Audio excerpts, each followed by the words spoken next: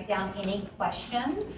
In that binder, you should have a couple of compartments. It's a place to keep everything in front of you. You should have hole punches. And so those go inside the binder at the end of the day. It's also a place to write notes. And then there's a feedback form that's not hole punched, and that I would like back at the end here. Also inside your binder is a piece of some plastic hangers there that have different places for cards. Those are for any of the panelist business cards that you want to maybe reach out to later and have a more in-depth conversation about your own situation, or if you know a friend or a family member that can benefit from a conversation with our panelists today, that's what those are for. So a little bit of housekeeping. The restrooms are right across the hall here. Also, if everybody can silence their cell phones, just take a moment and silence your cell phones for us. If you do need to take a call, I know when doctors call, you need to take those right away. So if you need to make a phone call, just go ahead and step outside the room, make those phone calls, take those phone calls, and then step back in. A little bit, today we're going to do things just a little differently than we have in the past. So I'm going to talk for about 15 minutes here, and then we have some great panelists that are going to come up and talk to you about conversations to have with your loved ones and adult children. And then I'm going to open it up to see if there's some role playing. So if there's a conversation that you wanted to have, that you don't know how to start, you can have us role play it out. You can be part of the role play, you can play yourself, you can play the person you don't want to have a conversation with and see what their reaction is, right? Or our panelists have graciously agreed to play both parts with a little bit of background information. So think about that during our talk today, and we'd be glad to do that. As always, I want to thank our education partners for being here. We are a little bit more of an intimate group today because the Caregiver Wellness Day is today, so a lot of our regulars are over in Iowa City going through that. For people who are caregivers every day, and so I have to give it to Heritage, because Heritage puts us on every year to celebrate our caregivers and to give them a day of pampering and education. So thank you, Kelly. We should give them a hand. And I want to thank all the other education partners, because without them, we couldn't do this every month. They are here to help me along the way. They're a resource for everyone. And honestly, to pay for this and to pay for the marketing, I couldn't do it. And because of their support, we're going to continue through 2026. So we've committed to at least 10 to 12 months of series in 2026. So thank you. So what you're here today to talk about is how to have those conversations, right? From my perspective, working in real estate, I mainly, work with my clients individually. Most of them make all their own decisions, and they have family in the background, and they talk to their family about those decisions. And most of our conversations revolve around where they're going to move, what they want their lifestyle to look like as they downsize. But sometimes they're no longer able to make their decisions, or they need some input from their family members. And so the family gets a little more involved. And that really changes the dynamic of the entire process. And so that's why we're having this conversation today, is how to have those conversations ahead of time. So I'll be talking to you a little bit from that perspective, and then our panelists will come up and talk to you about the perspective of what happens later in life when those conversations aren't had, and emergencies come up and hospitalizations come up, and other people are making those decisions that don't know what your needs are and your wants are. So we'll talk a little bit about that today. I'm going to start out, as I always do, with some truths. So we talked about this last month, right? The first one, your adult children are having conversations about you. Some of us think, oh, are they talking about us or not? And I'm here to tell you they are. They're all talking about you. As an adult child, they're all having conversations. And, it's the elephant in the room. So the sooner you can initiate your conversations, the better for you, right? Number 2, adult children of aging parents are having conflicting goals related to their roles as caregivers. This is so true.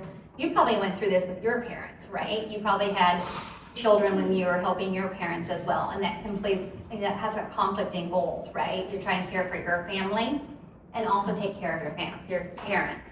And I would say it's even more true in our society of longevity right now, because you have people like me who start their family in their 40s. You have people in their 40s that have grandchildren they're raising, or they're starting in, they have children and grandchildren they're raising. And so they have that variety, that bigger quantity. And so that really affects us trying to care for our parents. My father, I think I've told you guys, my father had a long illness, kind of a dementia adjacent illness. And we took care of him from out of state. We had people in place. He lived in a really rural area, and which was fine. My sister and I would fly in whenever he had an episode. We'd take care of it. We'd get him to the hospital. We'd get him the vitamins, the nutrients he needed to get it back on track. And it was usually, sometimes it'd be 6 months to a year in between these episodes, and he'd be fine. And we would visit him every couple of months and do meal plans and that kind of stuff. But then, as I said, I had a child at 40, and my life changed. And I'll never forget one day, my dad got sick, and so I thought, I need to stay home. My daughter was under 6 months. I stayed home, and I remember it was like, sorry, a little emotional, but it was in the middle of the night, I was feeding her, and the hospital called me, and they said, your dad's had a stroke, and he needs treatment. And I'm used to being on the other side of that. I'm used to being the emergency medicine person. I worked for 17 years in emergency medicine. And I'm very calm, and I have it together when that stuff happens, and I was not. Because here I was, my infant daughter in my hands, feeling guilt over not leaving her with my dad, guilt over, going to see my dad. And so that's the kind of stuff that we're trying to avoid, having these conversations. Aging creates conflicting goals for individuals. For you, right? You probably have conflicting goals. You want autonomy and control, and maybe there'll come a time where you need some help. But you think, oh gosh, do I ask for help? If I ask my children to help me, are they gonna take over everything? Are they going to just help me with the things I ask them for? So the conflicting goals for you as well. And this last one, I want everyone to take a minute, and any part in life, I think everybody needs to think about this. Effective communication is the responsibility of the communicator. And whether you're 10 or 80, effective communication is the responsibility of the communicator. I think that's so important. So, communication styles. We think when we communicate clearly and openly that it's heard and received, and everybody communicates differently. Everybody perceives the communication differently based on our lives and what we've gone through. So really only 7% of your communication is impacted by what you say, by your words. 7%, a small number. 55% is how you appear. So are you sitting back in your chair when you're having these conversations? Are your arms crossed? Are you leaning forward and being open and honest? Also, 38% is from how we sound. Just being open with our voice and our emotion behind it. And being vulnerable. I grew up in my dad's favorite thing to say was suck it up. So I grew up in a household where you just push through things. We were country, we were on a farm, and that's just what you did. And that's just a generational thing probably. So I think learning to be vulnerable is important. And a lot of us were raised like that, where we weren't vulnerable with our emotions and how we feel. And I think that we could benefit. I'm learning from it in my 40s, how to benefit from it. And I'll tell you, my relationships are deeper and just so much more in depth than when I've learned to do that. The lack of intentional and direct communication results in assumptions and miscommunications. So not having conversations, not being direct in your communication, and using closed loop communication, meaning you have them repeat it back to you so that you can hear it in their words and know how, that they're hearing what you're trying to say to relate to them.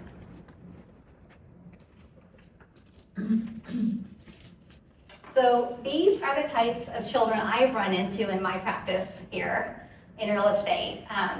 Like I said, most of my clients I just talk to the client facing, but sometimes their families are involved.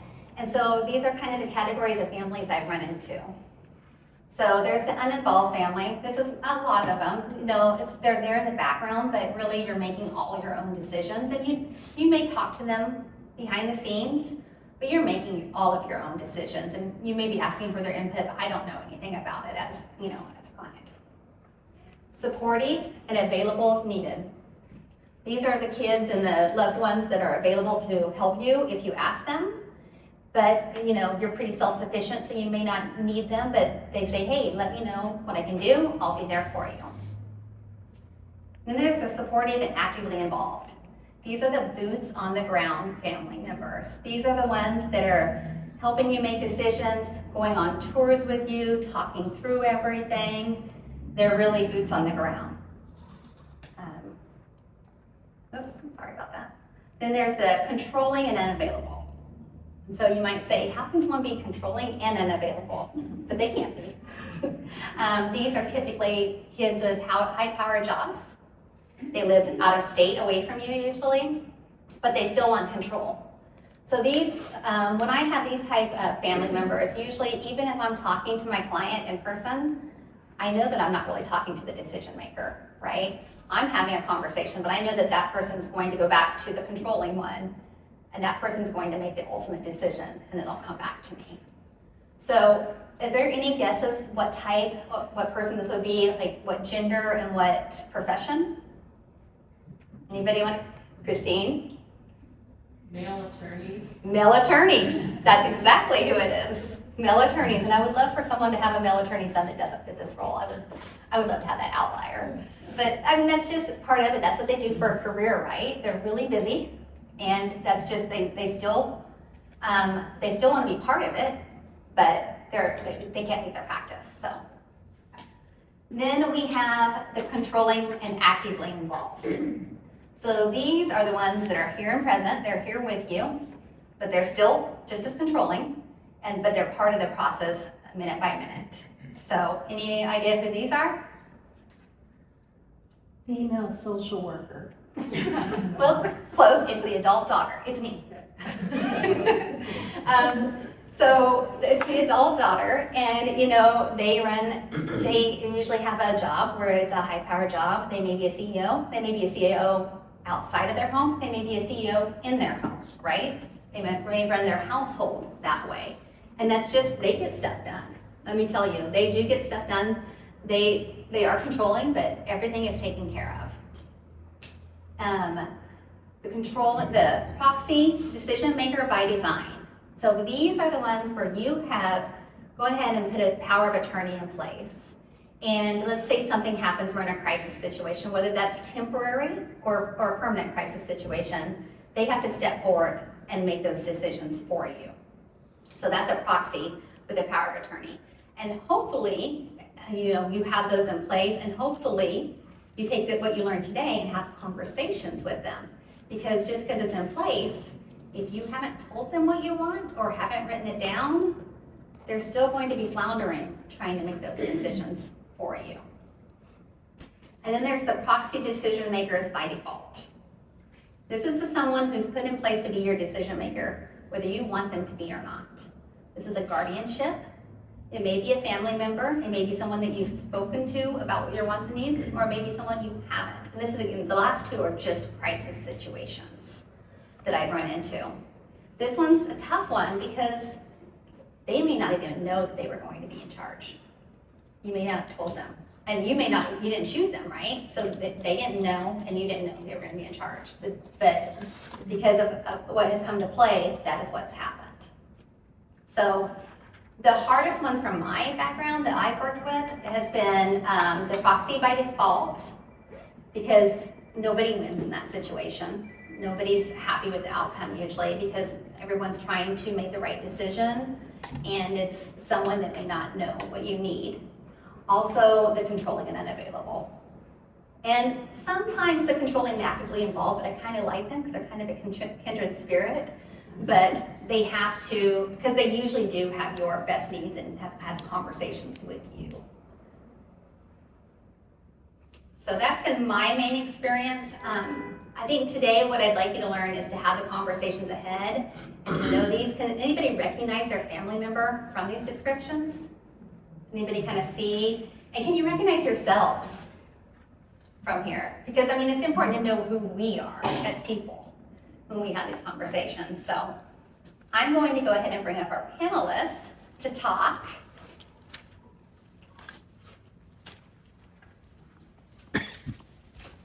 And in your kids' defense, I will say this. When kids come at you at an angle of control, a lot of it's because we feel out of control. Because we want to be caregivers and we want to be supportive. And we have other things pulling at us. So just talk to us. Let us know. Can you hear me okay, everybody? Sometimes I think the mic doesn't hear very well. So welcome to our panelists. I appreciate you guys coming today. And I want to take a minute and just have you introduce yourself, who you are, what company you're with, and also a little short bit about how you came into that role, what your background is. So Caitlin, do you want I'm to still start? working on all this. Sure can. Can everybody hear me? Yes. Okay, I usually don't need the mic, I'm really loud. So my name's Caitlin. I am a social worker at Suncrest Hospice. I have been in the medical social work field for over a decade. I did about 9 years inpatient at a hospital. So I transitioned recently to end-of-life care, in part because of the difficulties with communication and choices that family members had to make during those emergent situations. I am the female social worker who is controlling and available, but I can also play different roles, and it kind of depends on my parents. So for my mom, I'm the supportive and available because she doesn't want me in her business, and I'm the proxy by appointment for both of my parents. So I play the role I need to depending on the day. I like that. I like that you added what role you play. That's nice. All right, Kelly. Well, I'll just share a mic here. I can share. I promise. 2 hard things. Hello, I'm Kelly from the Heritage Area Agency on Aging. Heritage serves the 7-county area. We've been around for 50 years. So we work our mission is ultimately to link people up to the services and supports for the home setting of their choice so that they can live as independently and optimally as possible. So I'm proud to be at Heritage for 17 years now. Pardon me, 19 years. I just lost 2 years. 19 years. 19 years, and my role has changed a lot, but right now I oversee all of the in-care programs from all the way from, when you call our office and get some information over the phone to elder abuse prevention and awareness, to case management. And then I also oversee our non-nutrition subcontracts, so that's what I do. I worked in the field of aging from right when I graduated from college because I knew I didn't want to work with kids. It just wasn't my cup of tea. I have my own and I love them, but I didn't want to work with other people's children. So that's my role at Heritage. Good morning, and thank you for being here today. My name is Rebecca Crawford, and I work with St. Croix Hospice. Been there for 5.5 years. I got into hospice about 15 years ago, and I have been the daughter of 2 parents now that have passed, and each experience with hospice is different, but I became a caregiver for my father at a young age of 20 and decided to go into nursing after he passed, so going on 30 years here as a nurse. But I absolutely love being able to help people know about the benefits of hospice. No matter what hospice they choose to go with, it is a benefit that Medicare covers, and every family is going to be affected at some point. It's not a matter of if someone is going to pass that we love, but it's a matter of when. So being here today and Carla helping us be able to give our messages to you today is super important. I am also in the middle of bringing my mother-in-law back into town to be closer with us, and I would see myself as the supportive and actively involved daughter-in-law that she says is a chosen position for me as a friend and more like a daughter. So we have a very close relationship, and that's very important to me. And not only my own relationship, but for my kids to see that we take care of each other, and being an elder, you want to help and honor them. So thank you again for being here. Well, thank you. So we're going to start with the first question. What happens when older adults don't communicate their wishes with their loved ones? So Caitlin, I want to start with you. You just told us that you left the hospital setting because of so much partly because of everything you've seen. So tell us a little bit more about what you saw when these conversations weren't had. We saw a lot of difficulty and struggle within families and fights and arguments, and the piece that affected me the most was my patients not having their wishes met. And so a lot of times patients would come into the hospital because of a crisis, critical situation. I happened to be on cardiac stroke, so it was usually one or two things.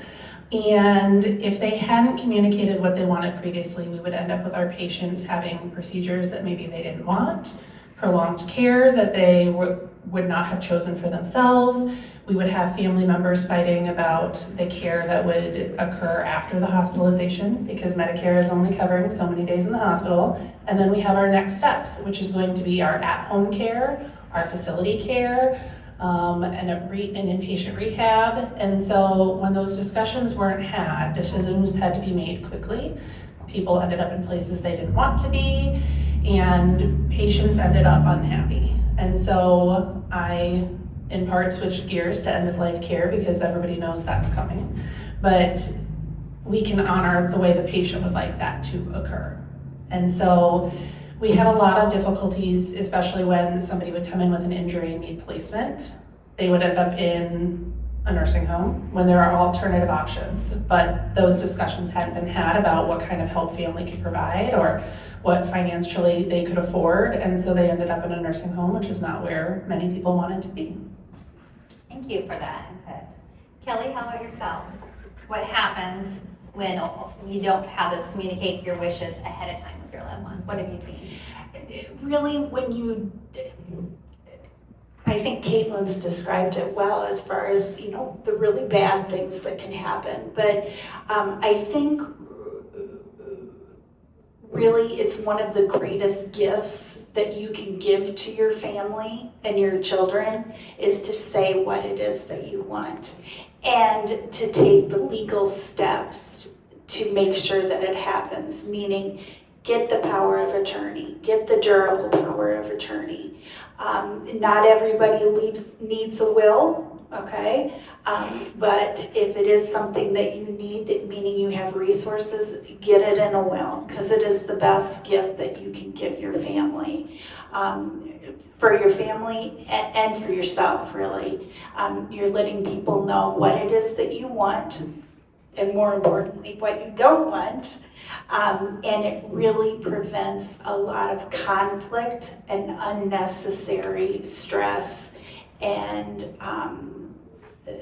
fights, fights. I don't think anybody goes, boy, I can't wait to get sick and my children start fighting, right? There's nobody that wants that to happen. So it is a tremendous gift to give. And I would encourage you to really, really do it.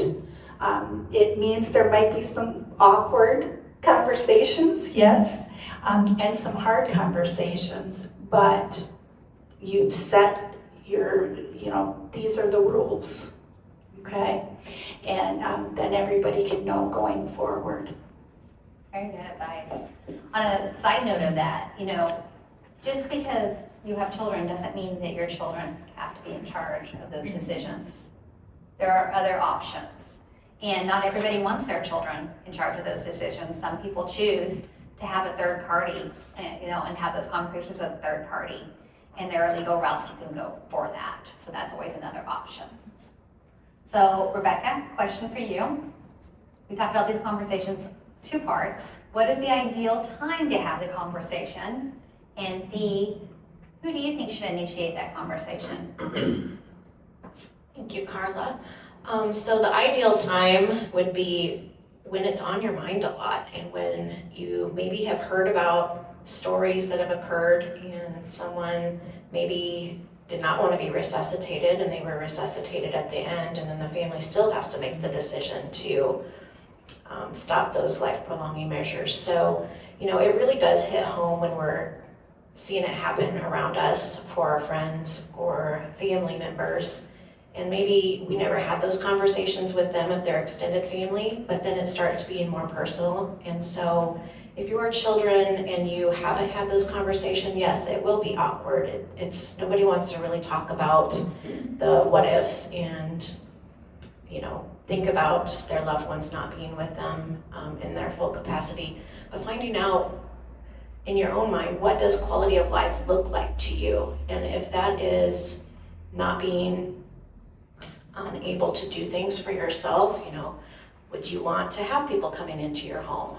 Would you want your family members to take a leave from work and care for you? So those are very important questions. And like Caitlin said, it happens in the snap of a finger, the blink of an eye. And oftentimes, depending on the situation and the diagnosis, we're not prepared sometimes to hear those words from the doctor that, you're gonna not be able to do the things that you once enjoyed doing. So having that conversation earlier in life before a diagnosis is made is super important. And additionally, if there is dementia in the family, or if you know that you're maybe at high risk for that, having those conversations prior to developing symptoms is super important when you can still make those decisions for yourself. And then the second piece of that, Carla, was? Who should initiate those conversations? Yes, I feel like it is important for you to take the lead, because your family doesn't want to come up to you and say, oh my gosh, I know you're turning 85 next week, but you haven't told me what your wishes are. Kids don't usually want to have that conversation. So taking control and being able to keep that independence that you have when you can make those decisions for yourself is super important. So me at 52, I have had that conversation with one of my kids because he's open to that. My husband doesn't like to talk about it. The other two boys don't want to talk about it yet, but at least one of my kids kind of know my standpoint on what quality of life looks like for me. And you can kind of keep it light like that, saying quality of life rather than, what if I can't talk for myself? What if I can't do things for myself any longer? It's just, here's what's really important to me in looking at quality of life as I age. Thank you. Thank you for that. As we talked about earlier, they're already having a conversation. So you might as well initiate it to conversate with them. So as we approach these conversations, get ready to have them, what questions should a person ask themselves internally and think about, reflect on prior to starting those conversations? What would each of you, I'll start with you, Kelly. I would say, really look at what your goals are now and what you think your goals will be later. A lot of conversations that my agency has with families is, okay, these are what your needs are today, all right, but what are the what ifs? What if your mobility becomes an issue?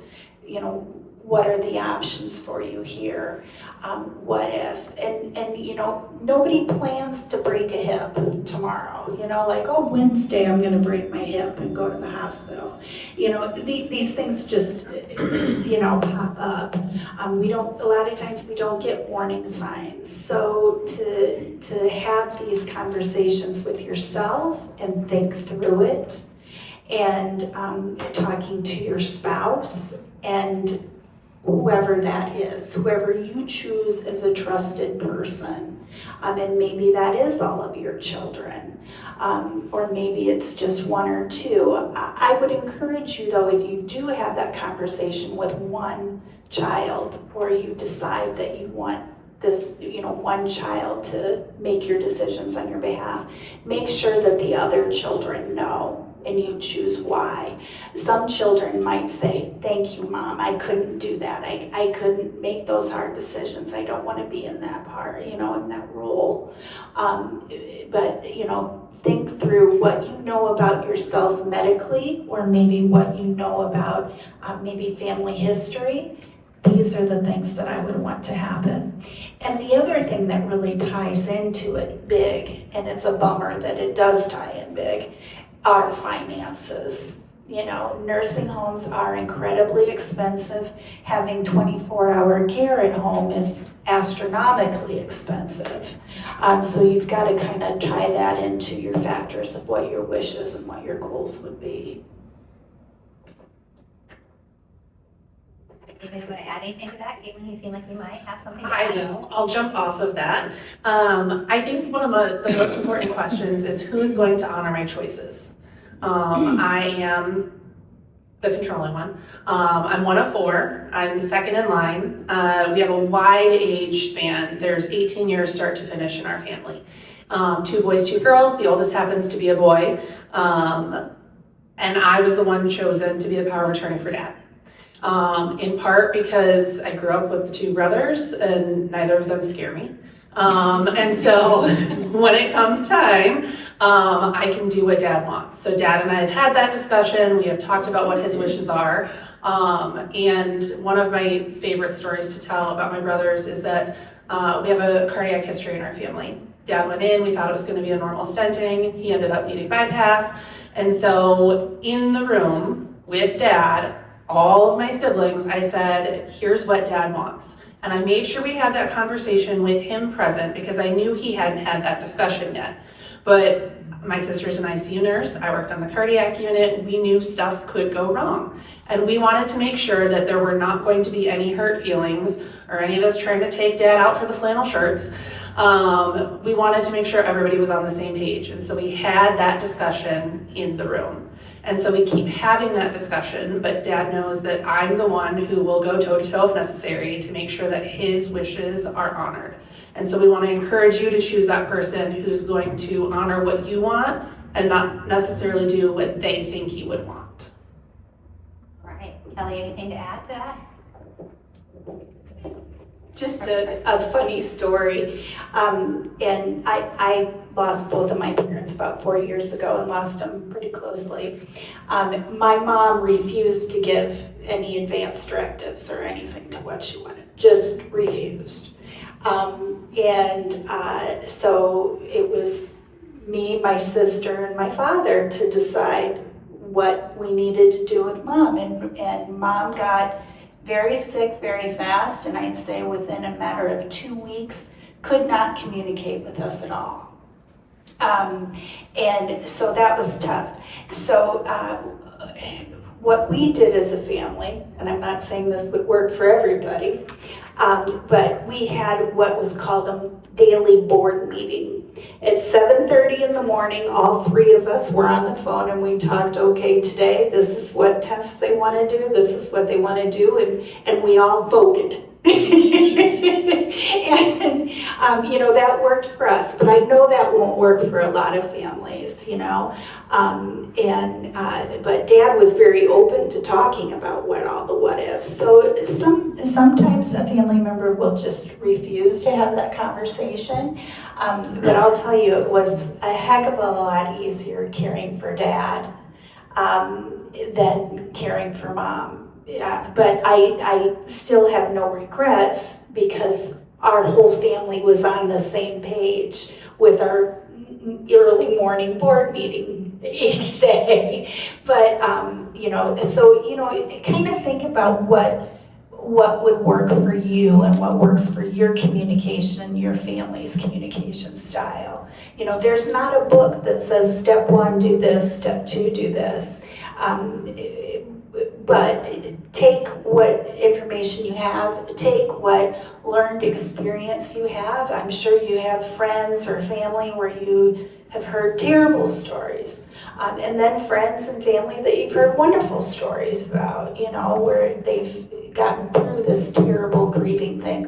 And the thing is when it comes to end-of-life decisions and stuff, everybody's going to grieve and react differently.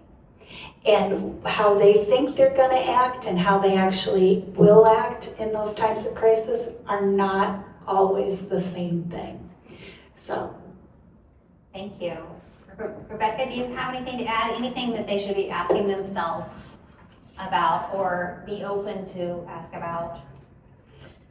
I was just wondering too, by show of hands, how many of you have made your advanced directives or the Iowa Physician's Order for Scope of Treatment? Okay, so About half. Wonderful. At least a little over half. So a lot of this might be new to some, but you've heard this many times. So as Caitlin and Kelly were speaking, I was like, have the life circumstances changed for that person that you may have appointed? Have they moved away and are they not as active as what maybe they were when you had appointed them, whether it was a decade ago or more decades? So you can change that, and that medical power of attorney is important. That can be just with a notary, is that correct, Caitlin? So, if that person's health has changed or life circumstances have put them in a spot where maybe you should elect someone else, that's okay to do. And then so that's the medical power of attorney that you can do just the notary, but the power of attorney for financial, you would have to get the lawyer involved to help change that if need be. Most of the time, yes. You can occasionally do it at the bank. So if you've banked somewhere for a very long time, they usually have notaries and oftentimes are willing to help you out make that change in the financial power of attorney. Okay. So just wanted to kind of add that to you for the people that have already made those decisions. So thank you. So even, we always tell everybody when you do your will and your trust to revisit that every 10 years with your attorney or your planner. So the same thing would be through your medical directive. You want to check that every 10 years and maybe once we reach a certain age, maybe every 2 to 3 years, look at that because people's lives change. People move away, they start families, they move across the nation. So just something to revisit. So now I'd like for each of you to give us one critical, if everyone here was just going to go home and have one conversation with their family, what conversation would you want them to have? And we're going to go one at a time. So I'm going to start again with Rebecca since she went last. Are you ready for that one? Yes, thank you. So that one critical conversation to me would be, think about your health today. What is it that is most important to you for quality of life? And is that what you currently have on paper and have communicated to your family? So just making sure that your advanced directives are up to date. If you don't have one, you can ask your doctor to get that. They should all have that iPost in their office, or where else would you recommend getting that, Caitlin? You can get it from your doctor's office. You can, it has to be signed by your physician, so really you should do it through your office. And then the ideal place to keep it is on your refrigerator. In the event that something happens, when EMS is called, they will always check your refrigerator as that is where they are told they are to be hung. Thank you. We'll have you write it down and we'll have a Q&A at the very end here. I would say the most critical conversation that you have is really just to start the conversation. If you know what you want, tell somebody. Whoever it is, tell somebody that you trust and somebody that you know. If you're in the hospital, they'll come, right? So just start it, and just start it. Mine has a couple little pieces to it. So the first one is, when this happens, I'll be ready for a change. We all know that there's that point where you are going to be willing to accept help, need help, or change locations that you're currently at. So that critical conversation is, if I am having glaucoma and I can't read the newspaper anymore, then I want X, Y, and Z to happen because that's going to affect my driving, my medications, and how I interact with the world. So having that critical conversation of at what point would I be willing to kind of engage with what are the next steps? Because a lot of times we want to, as children, we want to help. We want to make sure that we are keeping you the healthiest. And so our opinion of what you may need is going to be different than your opinion of what you're willing to accept. And so kind of giving everybody that cue of, well, at this point, I might be ready for some assistance. I like that. And I would write it down and sign it, because then you can revisit that and you can say, this is in my own, these are my terms, right? It's all about you remaining in control, making your own terms. So is there any other conversations you can think of you'd add to those? Just the one thing I want to say is that I think that power of attorney scares some people a lot, because there are real instances of power of attorneys being abused. But I want you to know that you have the legal right, as long as you are within sound mind, to revoke your power of attorney at any time. And you can change that.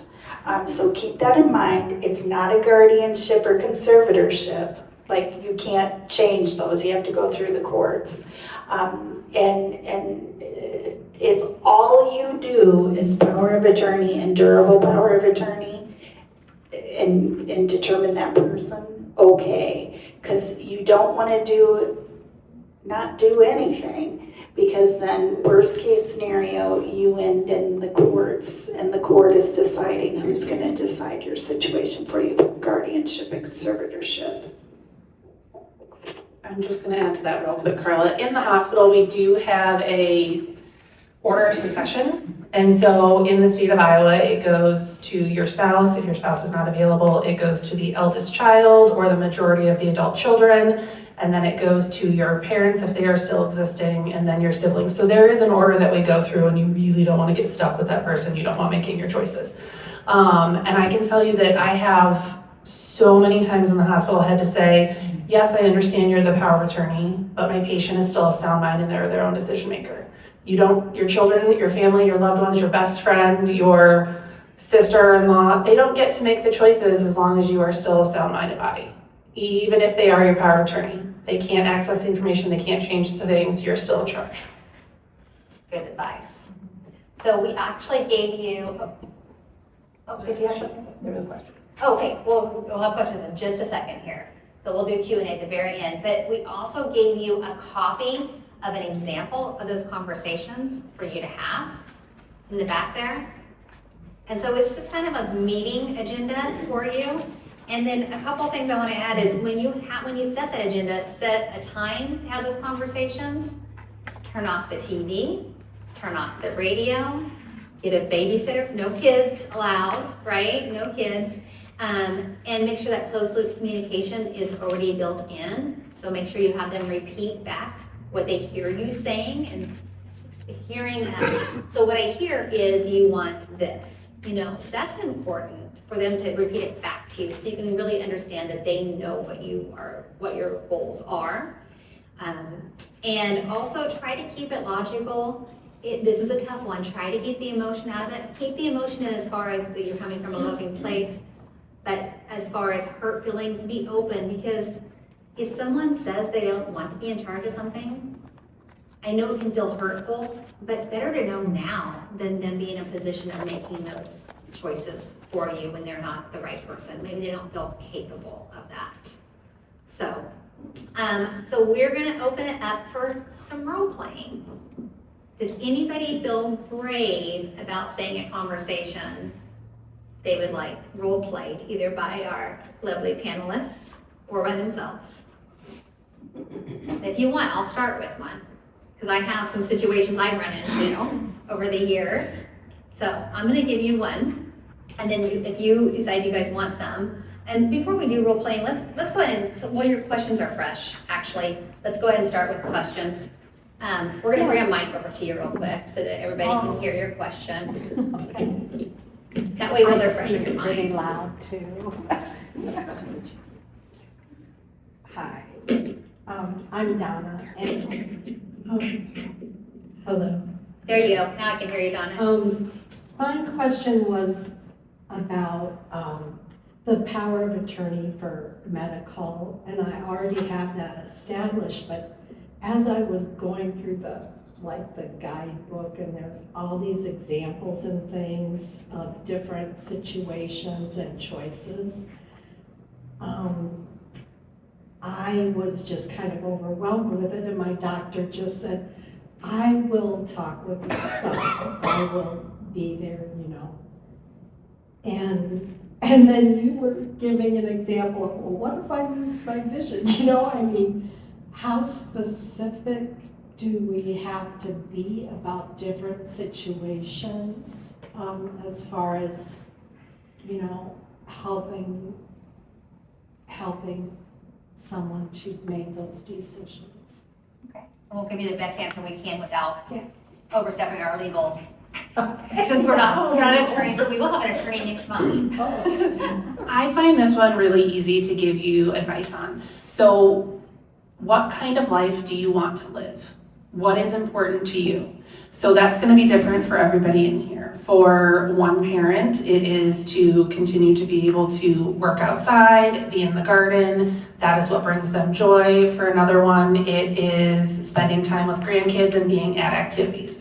So whatever your life looks like and what your goals are, whatever you need medically to support that is what's important to you. So if it's mobility, if it's finances, those are the important conversations to have. So if you're not able to lead the life which you desire, then what would you want? And so that, as long as you have that big, broad, encompassing conversation, those of us who have to help you with those choices can say, well, Mom can't drive anymore, and it's really important for her to be at the kids' activities. So can we still get her there safely through different forms of transportation, somebody picking her up? If we can do that, your life is going to be minimally impacted. While I understand it's severe to you because you are losing a great deal of independence, and I don't want to downplay that, we can still put things into place to keep you at your goal. Good question. Thanks for that answer. Julie, I know you had a question here. You use the terms power of attorney and durable power of attorney. Can you hold it up to your mouth, Jill? Can you hear me now? Yes. You use the terms power of attorney and durable power of attorney. What are the differences between those two? Somebody else want to take that? A durable power of attorney is a medical power of attorney. So that person to do that. A straight power of attorney is for finances. So there are sometimes you may, in a family, may want to give one person over your finances and then another person over your medical. But keep in mind, a lot of times, especially when those powers of attorney are in full action, so to speak, those two individuals need to work closely together, right? Because a lot of times, medical decisions like where you may live, if it's assisted living or a nursing home or in your home, the finances play into that, right? So those two people need to work better about it. But sometimes you might have one child that's wonderful at caregiving, but a terrible financial person, right? So you can factor those in. So you can have them be the same person or separate. Thank you. My question is that before you were talking about controlling and all this stuff, if I'm in the hospital, I cannot make the decision, it falls to my husband. And then if my husband cannot make the decision, it falls to my oldest son. What if my oldest son is controlling and I don't really want him to make decisions for me? I want my second son to make decisions. Then what do you do? Who wants to take that one? Okay, you want that one? It is appropriate to have that secondary person listed on the medical power of attorney, or durable power of attorney is the other word you'll hear oftentimes. And so after your husband's name as the appointed person, you could have that secondary as your second son. So you don't have to go by that list that Caitlin spoke about that's in place if there is no. But he might want to, he said, I'm the oldest. Oh, your son, that's a good conversation to have as a family and kind of state why you would want your second son. And yes, those are tough conversations to have, but it's better to have them beforehand. And if you have that power of attorney, durable power of attorney in place, even though he may want to, whoever's name is on that is the decision maker. Great question. That would be your protection. Go ahead.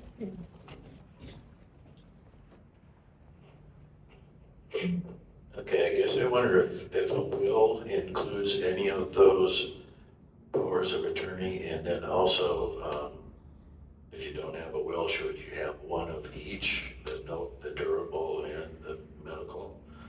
And then what's the difference between advance directive? How does that one fit in? I think what we should do on this, I think we're going down a little bit of a legal path on some of these questions, and I want to save them from having to answer because we're not attorneys. So let's talk about the advanced part, and then next month we actually have an attorney that will be here, and they'll be able to answer a lot of our legal questions, I think, in more depth. So they've all faced these legal questions when it comes to their roles in the hospital, but we can't go too far down just for protection against their licensures and legal stuff. So let's talk about, what was the advanced directive part of that, Dave? How does that compare to the will? Oh, an advanced directive, how does it compare to, an advanced directive I know can be part of your will, because I can say that from personal, who just did my trust and my will this summer. I made an advanced directive and filed it with my will, but also, who wants to answer about advanced directives and the benefits of having that? So your advanced directive, we have two different forms that are most commonly used. I'm sure there are more, and your lawyer can speak to that. But in the hospital, we have your advanced directives and we have an I-post. An I-post is a form that is on a lovely salmon color sheet of paper, and it is always salmon. And it tells your loved ones exactly what you want. From, do you want to be full resuscitation? Do you want comfort measures only? Or do you want no interventions? Those are your three choices. And so you tell your family what you would want. It then discusses if you would like artificial nutrition, and it says how we know you want that. And so if you are completing that on your own, then it's checked patient preference. If your family's completing it because of an event, then it'll say based on known choices, and then it is signed by your physician. So it is a legal medical order signed by your physician, so that's our I-post. And then your advanced directives are something that you have filled out with your lawyer, where you say, I would not want to be put on a ventilator if something were to happen. It is a legal document where you have expressed your end-of-life wishes for your family to be able to read. In those advanced directives, they don't necessarily have to follow that. So it's not quite as binding. Go ahead. So, okay, so if you get to the hospital, I don't need that, thank you. If you get to the hospital and you're kind of out of it, and how does anybody know where that advanced directive is? Excellent question. So a lot of times what we will encourage is that you keep a file on record with your physician and your hospital of choice. That way, when you end up in a situation where you're not necessarily able to communicate those things, we can pull it up in your medical records. Both Unity Point and Mercy here in town use Epic. The university has a different system, but they all three talk to each other. And so if you have it on file, then we can pull up your legal document. And we've had cases where you've had multiple legal documents on file because we've had patients for 30 plus years. So we will pull your most recently dated one that we have, and we will use that to help guide us. That's a really good point, is to ensure that, when you make those documents, go ahead and file it with your doctor's office and the hospital. Mercy and St. Luke's talks to each other. If it's on file somewhere, they're gonna find it. Yes. I've heard stories. It's gonna take digging, so it's best if you have it on file with your preference and consistently use that one, but yes, you can find it. All right, so we have about 10 minutes left. I think we're gonna move on to the role playing. Did anybody think of anything? Or do you want me to start it? Okay, this is one that I have dealt with for clients. So, Caitlin and Rebecca, I have an adult child who has failed to fly the nest. How do I talk to them about moving out so that I can move and use the proceeds from the sale of my home to pay for the new chapter in my life, which I'm excited about, by the way. I get the feeling that my child thinks that I'm going to move and just leave them my home and keep paying the bills so they can stay there.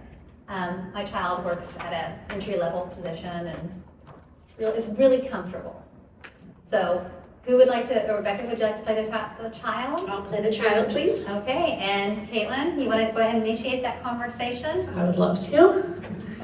So again, we're gonna do this without the TV on. We're not having any of our distractions. I've arranged this time with Rebecca. Rebecca, I'm so glad that you were able to come sit with me today so that we could chat. I wanted to let you know that I have been thinking a lot about my next steps as I've retired and gotten a little older. And I have made the difficult decision that it's time for me to sell the house. And I'm going to be moving into an assisted living facility that will be able to help support me socially and as things start to get harder. Well, who's gonna pay for my Amazon bill, my nails, my phone bill every month? I know that it's been a lot easier for you to afford all of those things since you're not paying rent, and I would be happy to help you look for a place that's within your budget so that you can hopefully continue living the lifestyle which you choose to live. Wow, are you aware of how expensive all of these things are for me? Unfortunately, I'm not, and I can help you sit down and do a budget if you would like, but I know that it is things around here are getting to be a lot, and it's time for me to take those next steps. So the house is gonna go on the market within the next 6 weeks, and we're not sure how fast it'll sell, but I wanted to make sure you had time to kind of look for a new place and plan ahead. Well, as comfortable as I have been, I'm glad that you are finding out where you'd like to be so that I don't have to worry as much about living with you the rest of my life as well. So it's all gonna work out. I've enjoyed your time, and I hope that we can still do dinners together, just at my new place.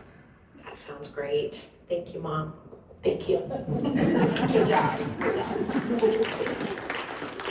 Okay, so I'll bring up another one. I have several adult children, and I want to have an open and honest conversation with them all about what each feels comfortable helping me with as I age, without anyone feeling obligated or guilty. How can I start that discussion, and what types of questions would help us clarify? So who wants to be the adult on this one, the parent starting that open and honest conversation? And who wants to be a child? Do you guys want to reverse? Do you want to be the parent? I'll be the parent, yes. Okay, so you're gonna ask them what they are willing to help with, and you're ready to accept some help, and you can be the child. I can be the child. Which child are you going to, which personality on those personalities were you going to be? Controlling. I'll stick with controlling. I play it well. There's two kids. What's that? This is gonna be my younger sister, who I am really bossy to. Okay. It's why I have the mic. So Caitlin and Kelly, this has been on my mind for a long time, and now that we're sitting down for Thanksgiving dinner, I thought no better time than to talk about my future and how you guys might be able to help me, because I'm seeing that I'm not getting around as well, and I'm having some choking episodes when I'm eating, and I'm really worried that something's gonna happen when I'm by myself. So how are we gonna go about making sure that I'm safe when I'm by myself? Well, Mom, we've always discussed that we're gonna make sure you're taken care of, and so whatever you need, we're going to be able to take care of. What exactly do you need, Mom? You know, I've seen that there's these little pendants that you can get if you feel like you need some help and you can't call out or use the phone. So if maybe one of you could help me figure out how to get one of those in place, that would be a start. What do you think? Well, I think that we can maybe look into that. I mean, Mom, don't you have your phone though? Yeah, but I'm not really good about carrying it with me all the time, and I forget to charge it. And what if I fall and it's, in my back pocket and I can't get to it? If I had something on my neck, I could push a button. Yeah, I guess we could look into getting you one of those pendants to make sure that if something does happen, which I don't think it will, Mom, I think that you would feel maybe better with that. Well, I just want to be prepared, and I know that things are going to happen. It's not that they're not going to happen, but we just don't know when. So it's better to be prepared beforehand, and I might need a little financial help in figuring out what that's going to look like when I need more help here at home. Boy, I don't know about that. Listen, Kelly, Mom is taking care of us. We'll make sure that whatever she needs, she has. And so what kind of financial help are you thinking, Mom? Probably groceries. If my medical bills get a little bit higher, I don't think I can pay for all of the co-pays, and I don't know if there's any free assistance with meals. It's getting harder to cook, so it would just be nice to take some of that burden off of me. Well, I know that there are programs in the community that can help with some of those things. So we'll start making some calls, we'll get some information so that we make sure that you've got meals and transportation and all the things that you need when the time comes. That sounds great. And I do want you guys to know that I've been thinking also about my resuscitation options. And if I would have a major stroke, I really don't want to be at a nursing home in bed, not being able to take care of myself. So I'm really leaning towards getting one of those salmon colored papers on the refrigerator so people will know if I fall and am unconscious what they can help me with and not I do know what CPR. that is. That's the iPost. That is the iPost, Kelly. I've heard of that. What kind of care do you want help with? Because Kelly and I just want to make sure that you're okay. So what are you going to let us help with?